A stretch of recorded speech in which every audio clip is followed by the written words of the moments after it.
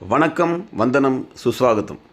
சென்னையில் முக்கியமான இடங்களில், அதாவது முக்கியமான சிக்னலில் நிறைய பேர் இது மாதிரி பந்தலை பார்த்துருப்பீங்க. இந்த பந்தல் எதுக்குன்னு எல்லாருக்குமே தெரியும்.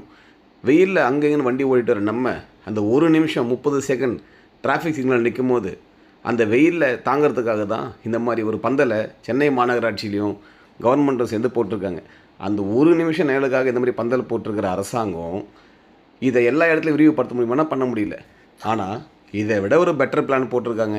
இந்த மாதிரி வெயிலில் கஷ்டப்பட்டு மக்கள் அங்கங்கே வண்டியை ஓட்டிகிட்டு வந்துட்டு ரொம்ப கஷ்டப்படுற மக்கள் இந்த மாதிரி சென்னையில் இதுக்கப்புறம் வெயிலில் கஷ்டமே படக்கூடாதுன்றதுக்காக நம்ம கவர்மெண்ட்டு, அது எந்த கவர்மெண்ட்டுன்னு தெரியல, எந்த ஆட்சியில் நடந்ததுலான்னு தெரியாது, ஒரு முக்கியமான பாலத்தை போட்டிருக்காங்க. அட அட அட அட அந்த பாலத்தோட அட்வான்டேஜ் என்னென்னா, டிராஃபிக்கே குறைக்கிறது ஒரு பக்கம் இருக்கட்டும், முக்கியமாக நமக்கு என்ன அட்வான்டேஜ்னா, நம்ம எங்கெல்லாம் சுற்றிட்டு வரோமோ அங்கே நமக்கு வெயிலுக்கு மிகப்பெரிய நிழலாகவும் மழை காலத்தில் பெரிய கொடையாகவும் இருக்க போதுங்க.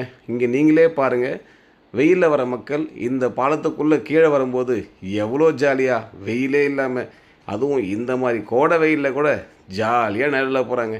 மெட்ரோ பிரிட்ஜோ இந்த மாதிரி பிரிட்ஜோ சென்னையில் நூற்றுக்கணக்கான பிரிட்ஜ் இருக்குங்க.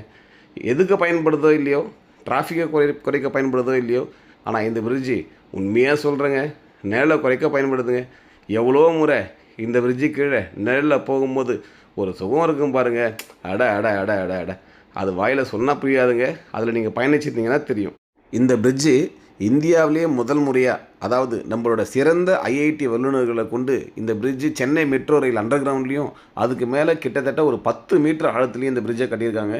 உண்மையாகவே இது இந்தியாவில் ஒரு மிக சிறந்த பிரிட்ஜாக இருக்க போகுது. அதெல்லாம் முதல்ல இருந்தாலும் ரெண்டாவதாக நமக்கு நிழலாக இருக்க போகுது பாருங்கள். அதை நினச்சா தாங்க ரொம்ப சந்தோஷமாக இருக்குது. நன்றி, வணக்கம்.